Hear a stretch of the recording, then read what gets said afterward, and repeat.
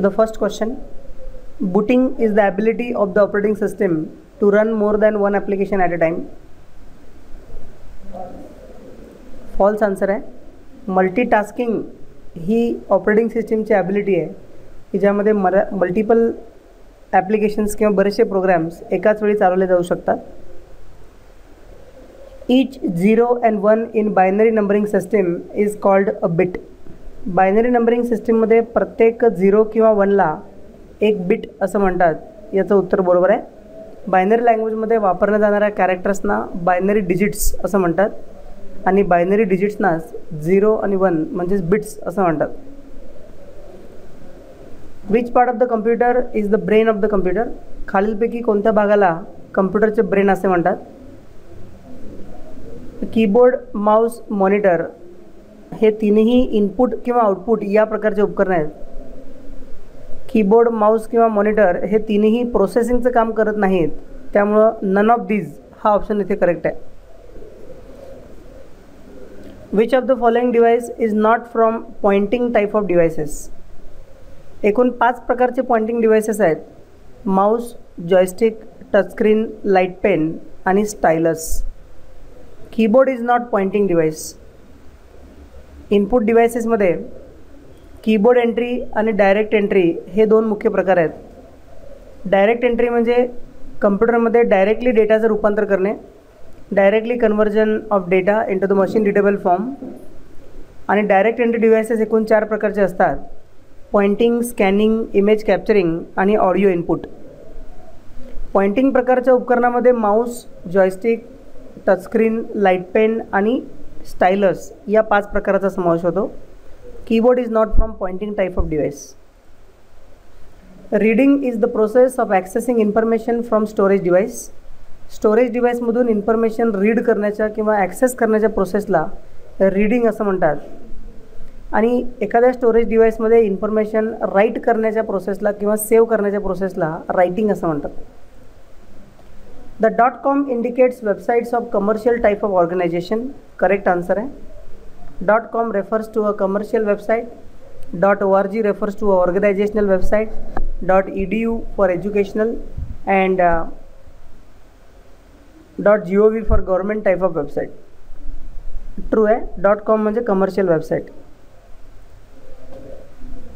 Backup programs make copies of files to be used in case the original files are damaged or lost. Utility program म्हणजेच service program. System सॉफ्टवेअरमध्ये utility किंवा service program नावाचे काही programs असतात आणि हे काही स्पेशल प्रोग्राम्स असतात जसे की बॅकअप प्रोग्रॅम की जो आपल्या कम्प्युटरमध्ये असणाऱ्या सर्व फाईल्स किंवा फोल्डर्स कॉपी करून किंवा त्याच्या प्रती क्रिएट करून ठेवतो की जेणेकरून ओरिजिनल फाईल कधी जर लॉस्ट झाल्या किंवा डॅमेज झाल्या तर घेतलेल्या बॅकअप कॉपीचा वापर आपल्याला पुन्हा करता यावा यासाठी बॅकअप प्रोग्रामचा वापर आपल्याला करता येऊ शकतो. So this is true. Backup programs make copies of files. हे उत्तर बरोबर आहे. Notebook system is often called as dash. Notebook system unit is often called as laptop system unit. Okay, notebook किंवा लॅपटॉप हे दोन्ही एकाच उपकरणाचं नाव आहे. Referring to the given image you can easily access any part of the screen in Windows operating system. या छोट्याशा आयकॉनला ॲरो मूव्ह केलात तर आपल्याला त्या चित्रामध्ये असणारं उपकरण मोठ्या आकारात दाखवलं जातं. हे स्कॅनर या टाईपचं उपकरण आहे आणि स्कॅनरचा वापर हा फोटो स्कॅन करण्यासाठी, इमेज स्कॅन करण्यासाठी, डॉक्युमेंट स्कॅन करण्यासाठी केला जातो.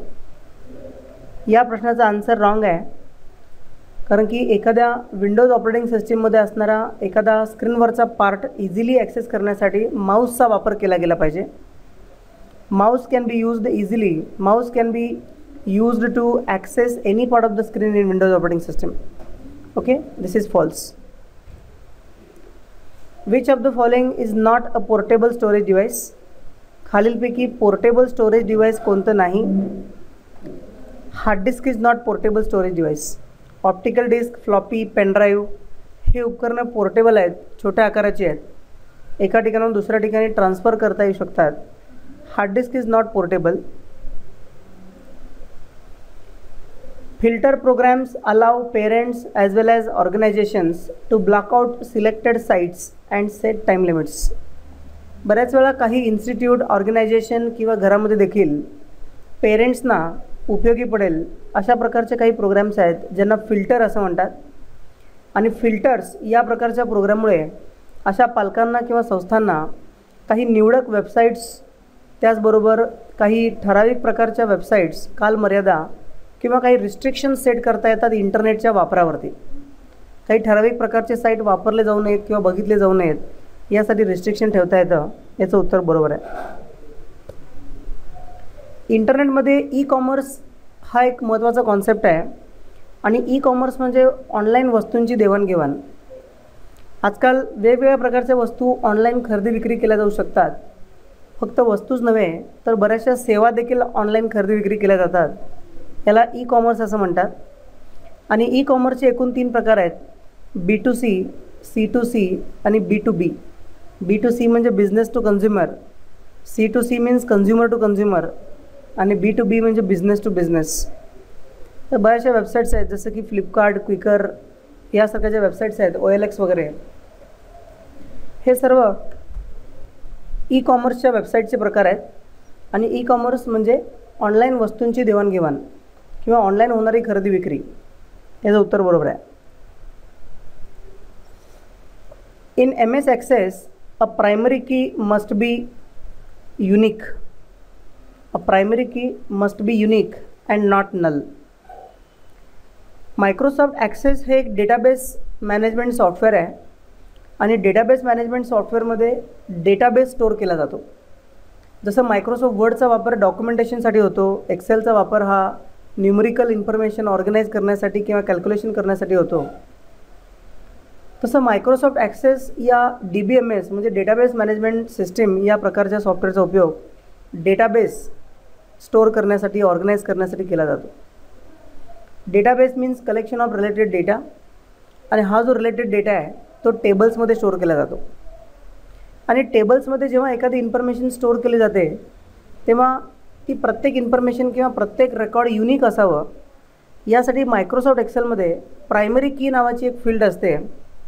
आणि ही प्रायमरी की म्हणजे असं फील्ड की ज्या फील्डमध्ये टाईप केली जाणारी प्रत्येक व्हॅल्यू युनिक असावी, एकच असावी. डुप्लिकेट व्हॅल्यू ॲड करणं रिस्ट्रिक्ट केलं जातं. Duplicate value is not allowed.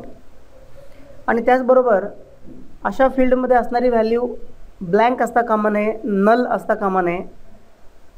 आणि अशा वेळेला मायक्रोसॉफ्ट ॲक्सेससारख्या सॉफ्टवेअरमध्ये प्रायमरी की या फील्डचा वापर करून प्रत्येक रेकॉर्ड युनिक राहील याची खात्री दिली जाते.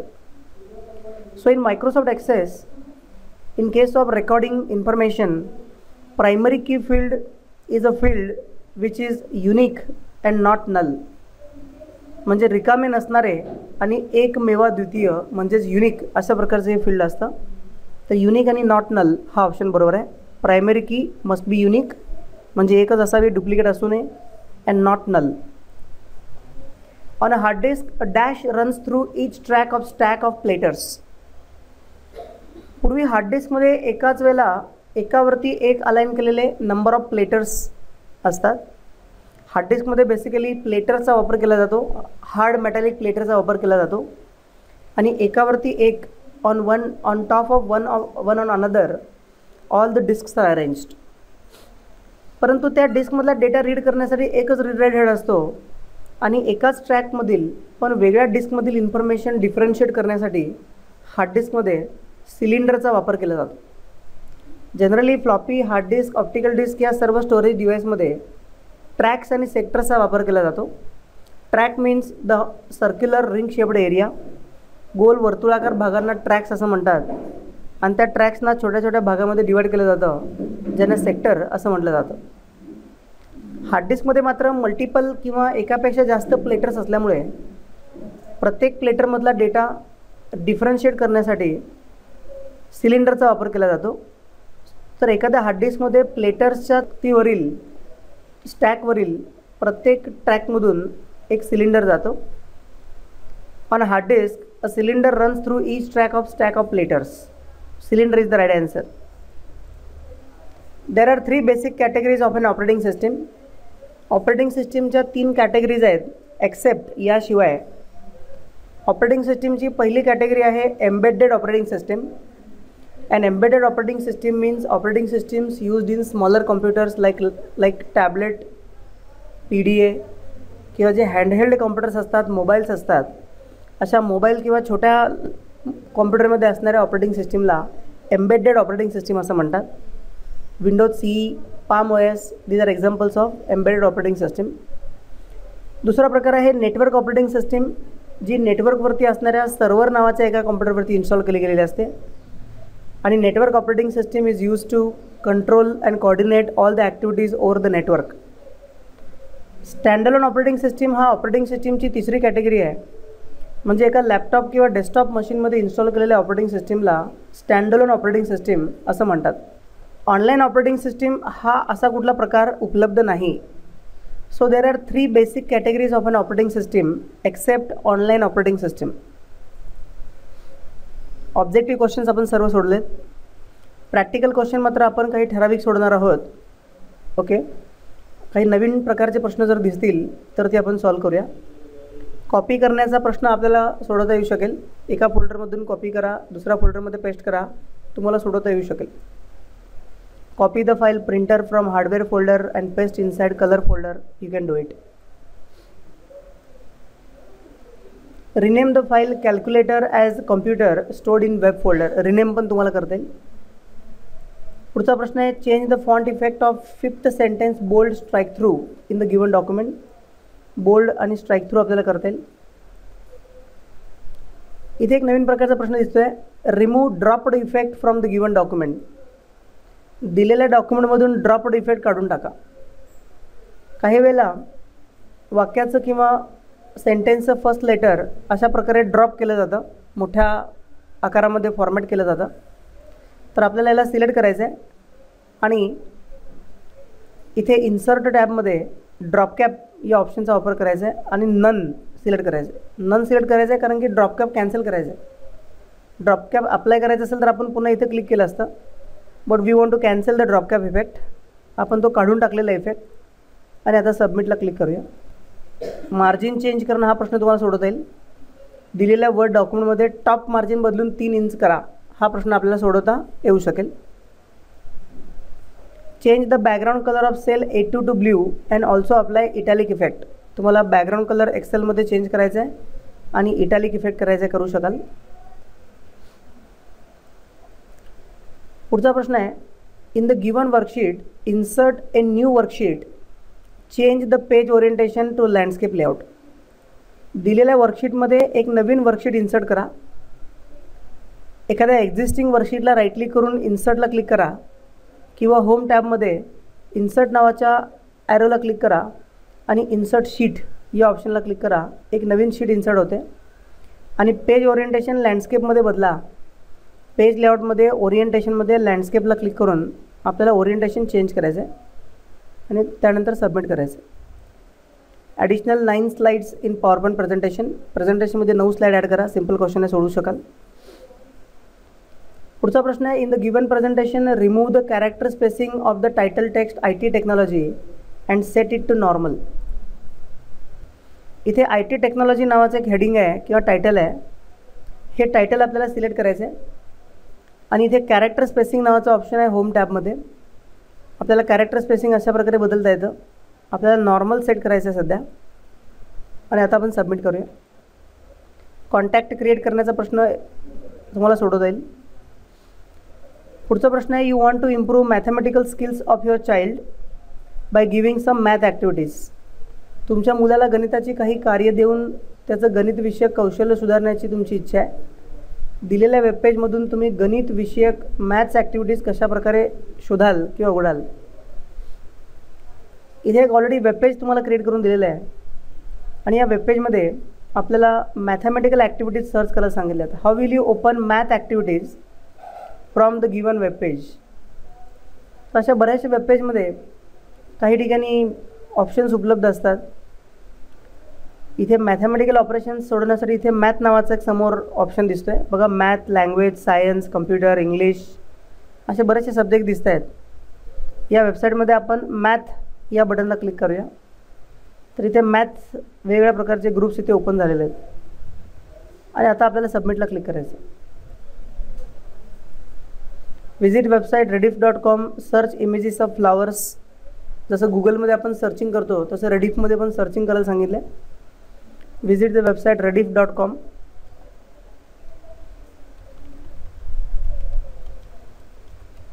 एंटर की प्रेस करा आणि सर्च करण्यासाठी सर्च बॉक्समध्ये टाईप करा फ्लॉवर्स आणि सर्च नावाच्या बटनला क्लिक करा. फ्लॉवरचे इमेजेस सर्च होत आहेत. आता सबमिटला क्लिक करूया. Move the file printer.docx from hardware folder to hardware area. Move करा म्हणजे कट करून पेस्ट करा. नेक्स्ट प्रश्न आहे, apply artistic page border to the given word document. दिलेल्या वर्ड डॉक्युमेंटला आर्टिस्टिक पेज बॉर्डर अप्लाय करा.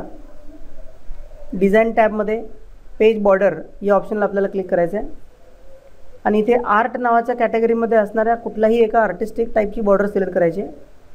आपण पहिली सिलेक्ट करूया. Okay and then submit. In the given document split all the text into 4 columns. दिलेल्या डॉक्युमेंटमध्ये सर्व टेक्स्ट 4 कॉलममध्ये स्प्लिट करा. तर इथे आपल्याला सिलेक्ट ऑल करून सर्व टेक्स्ट सिलेक्ट करायचं आहे. Ctrl+A प्रेस करू शकता आणि पेज लेआउटमध्ये कॉलममध्ये मोर कॉलममधून इथून आपल्याला 4 कॉलम चूज करता येतील. सर्व टेक्स्ट 4 कॉलम 4 कॉलममध्ये स्प्लिट होईल आणि आता सबमिटला क्लिक करूया आपण. सॉर्टिंग हा ऑप्शन एक्सेलमध्ये आपल्याला सोडवता येईल. In the given spreadsheet change the chart from pie chart to column chart. Apply default chart style. दिलेल्या स्प्रेडशीटमधील पाय चार्टला कॉलम चार्टमध्ये बदला. तर चार्टला सिलेक्ट केल्यावर डिझाईन टॅबमध्ये चेंज चार्ट टाईप या बटनला क्लिक करायचं आहे. कॉलम चार्ट सिलेक्ट करायचं आहे आणि ओकेला क्लिक करायचं आहे. एक्सेलमध्ये एक वेगळा प्रश्न आहे. In the given worksheet keep first 2 columns visible while scrolling in the worksheet. Microsoft एक्सेलमध्ये असे प्रश्न असू शकतात की पहिले 3 रो विजिबल राहतील अशा प्रकारे सेटिंग करा, पहिले 2 कॉलम विजिबल राहतील अशा प्रकारे सेटिंग करा. आता प्रश्न असा आहे, दिलेल्या स्प्रेडशीटमध्ये जेव्हा तुम्ही वर्कशीटमध्ये स्क्रोल कराल तेव्हा पहिले 2 कॉलम विजिबल ठेवा. म्हणजे पहिले 2 कॉलम फिक्स राहिले पाहिजेत, ते स्क्रोल नाही करता आले पाहिजे. यासाठी 3ऱ्या कॉलमला सिलेक्ट करा. तर पहिले 2 कॉलम आपल्याला फ्रीज करायचे असतील तर 3rd कॉलम सिलेक्ट करायचं आहे आणि व्ह्यू टॅबमध्ये फ्रीजमधून फ्रीज पॅन या ऑप्शनला क्लिक करायचं. तर इथे फ्रीज होतं, म्हणजे मी जर आता राईट साईडला मूव्ह केलं तर पहिले 2 कॉलम नेहमी विजिबल राहतील. अशाच प्रकारचा अजून एक प्रश्न आहे, पहिले 3 रो विजिबल करा. तर जर पहिले 3 रो फ्रीज करायचे असतील तर 4थी रो सिलेक्ट करा आणि 4थी रो सिलेक्ट करून त्याला फ्रीज करा. 4 नंबरच्या रोला असं सिलेक्ट करायचं आणि मग इथून फ्रीज करायचं. ऑलरेडी मी आता कॉलम फ्रीज केलेला आहे इथे, म्हणून मी सबमिट करतो आहे. नेक्स्ट क्वेश्चन आहे, add the text jungle theme to the footer and apply it all slides. Microsoft पॉवर पॉईंटमध्ये दिलेल्या प्रेझेंटेशनमध्ये फुटरमध्ये जंगल थीम हे टेक्स्ट टाईप करा आणि ते सर्व स्लाईडला अप्लाय करा. इन्सर्ट टॅबमध्ये फुटर, हेडर आणि फुटर या ऑप्शनला क्लिक करा आणि फुटरचा चेकमार्क ऑन करायचा आहे आणि इथं दिलेला शब्द टाईप करायचा आहे जंगल थीम. जर स्लाईड नंबर डेटची आवश्यकता असेल तर ऑप्शन ऑन करू शकता, आता नाही आहे. अप्लाय टू ऑलला क्लिक करायचं आहे आणि सबमिट करायचं. नेक्स्ट क्वेश्चन पॉवर पॉईंटमध्ये आहे, in the given presentation insert action buttons next and previous in each slide. प्रत्येक स्लाईडमध्ये नेक्स्ट आणि प्रिव्हियस असे ॲक्शन बटन ॲड करा. तर इन्सर्ट टॅबमध्ये शेप नावाच्या मेनूमध्ये इथे ॲक्शन बटनच्या कॅटेगरीमध्ये फॉरवर्ड ऑर नेक्स्ट या टाईपचं एक बटन आहे, ते पहिलं आपण ड्रॅग करूया. त्यानंतर पुन्हा एकदा इन्सर्टमध्ये शेपमध्ये प्रिव्हियस, बॅक ऑर प्रिव्हियस हे एक बटन आहे, हे पण आपण ॲड करूया.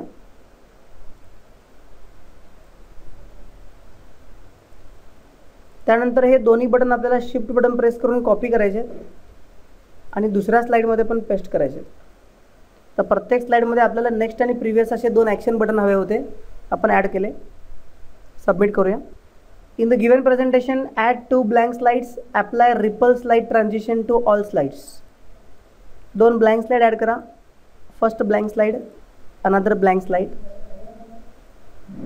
ट्रान्झिशनमध्ये रिपल या नावाचा इफेक्ट आपल्याला अप्लाय करायचा आहे. रिपल हा इफेक्ट अप्लाय करायचा आहे. हा नाही, हा इफेक्ट सर्व स्लाईडला हवा आहे म्हणून अप्लाय टू ऑलला क्लिक करूया. आउटलुकमध्ये अपॉइंटमेंट क्रिएट करणे, टास्क क्रिएट करणे हे प्रश्न सोडवू शकता. एखादी वेबसाईट ओपन करा, फेवरेटमध्ये ॲड करा, सोडवू शकता. पुढचा प्रश्न आहे compose and email. Email compose करा, मेल ॲड्रेस टाईप करा, सब्जेक्ट लिहा, मेसेज पण लिहा. हा प्रश्न मी सोडून दाखवतो. कंपोज मेलला क्लिक करायचं आहे. बुक्स हा सब्जेक्ट टाईप करायचा आहे. सब्जेक्टमध्ये आपल्याला टाईप करायचं आहे बुक्स. लिस्ट ऑफ बुक्स हा मेसेज टाईप करायचा आहे.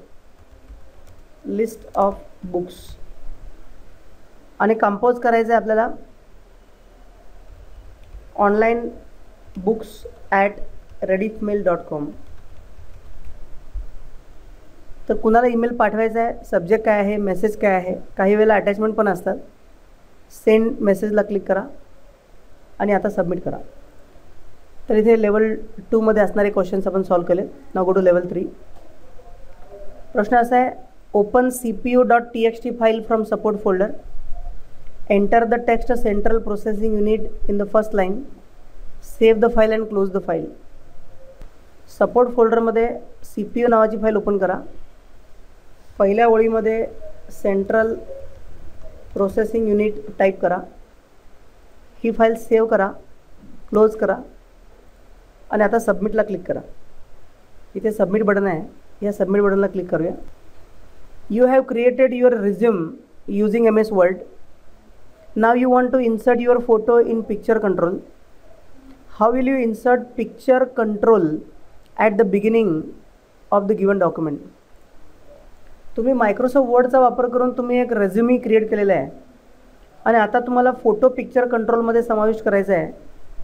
दिलेल्या डॉक्युमेंटमध्ये सुरुवातीला तुम्ही पिक्चर कंट्रोल कशा प्रकारे समाविष्ट कराल. तुम्हाला इथे पिक्चर इन्सर्ट नाही करायचं आहे, तर पिक्चर कंटेंट कंट्रोल इन्सर्ट करायचं आहे. Okay. Picture content control, date picker content control, dropdown list content control, असे बरेचसे कंटेंट कंट्रोल्स उपलब्ध आहेत.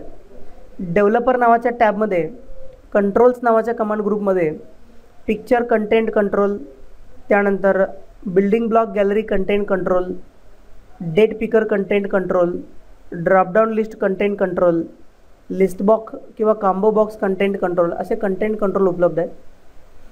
काही वेळेला हा डेव्हलपर टॅब इथे उपलब्ध असणार नाही आहे.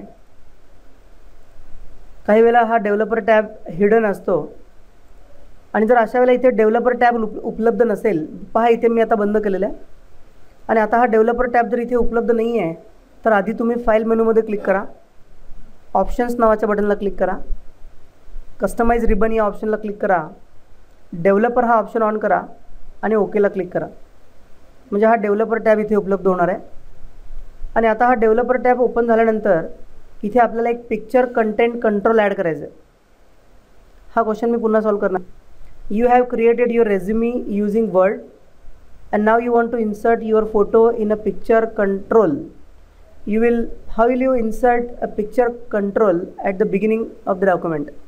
तर सुरुवातीला इथे कर्सर ठेवा. सुरुवातीला डेव्हलपर टॅबला क्लिक करा. मी सांगितलं डेव्हलपर टॅब जर नसेल तर फाईल मेनूमध्ये ऑप्शन्सला क्लिक करा. कस्टमाइज रिबनमधून डेव्हलपरचा चेकमार्क ऑन करा म्हणजे डेव्हलपर टॅब इथे दिसेल. आणि आता इथे ॲड करा पिक्चर कंटेंट कंट्रोल आणि आता सबमिट बटनला क्लिक करूया. मीन फंक्शनचा वापर करून minimum marks lowest mark calculate करू शकाल. पुढचा प्रश्न इफ स्टेटमेंटचा आहे. Calculate total marks for all the students in column L. Then using if function display remark as good if total marks are less than 600 and very good if total marks are greater than or equal to 600. तर सुरुवातीला आपल्याला column L मध्ये सर्व विद्यार्थ्यांचे total marks calculate करायचे. आपण column L मध्ये पहिल्या विद्यार्थ्याच्या नावासमोर टोटल कॉलममध्ये सिलेक्शन करूया.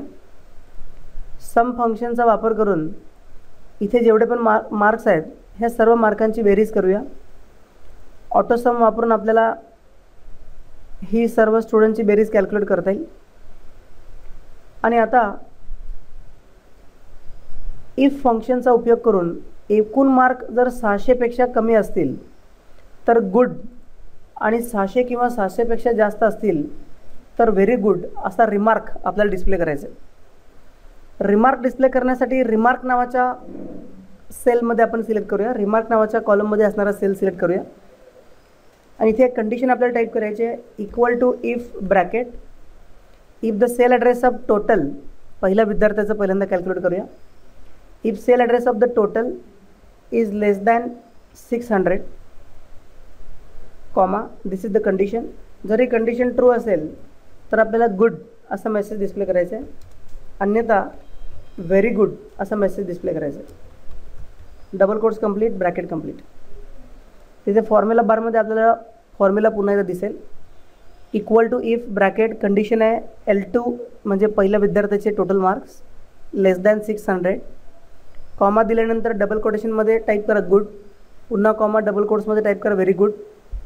याचा अर्थ असा आहे की जर ही पहिली कंडिशन ट्रू असेल, if the given logical taste is true, first value is returned, otherwise second value will be returned. इथे गुड दिसते कारण की हे मार्क 600पेक्षा कमी आहेत आणि इथे एका विद्यार्थ्याचे मार्क 600पेक्षा जास्त आहेत म्हणून व्हेरी गुड असा रिमार्क दिसतोय. आता आपण सबमिट करूया. ऑल डे इव्हेंट ॲड करता येईल आपल्याला. पुढचा प्रश्न आहे www.gmail.com या वेबसाईटला व्हिजिट करा आणि एक युजर नेम पासवर्ड दिला आहे त्याच्या सहाय्याने लॉग इन करा. गो टू www.gmail.com, एंटर की प्रेस करा आणि इथे एक युजर नेम दिलेला आहे आपल्याला. युजर नेम आहे माय मेल आणि पासवर्ड दिलेला आहे पासमी. साइन इनला क्लिक करा. साइन इनला क्लिक केल्यानंतर तुम्हाला तुमचा लॉग इन अकाउंट ओपन झालेला आहे किंवा ईमेल अकाउंट ओपन झालेलं आहे. तर इथे आपण प्रॅक्टिकलचे एकूण 18 प्रश्न सोडवलेले आहेत आणि ऑब्जेक्टिव्हमध्ये 15 प्रश्न सोडवलेले आहेत.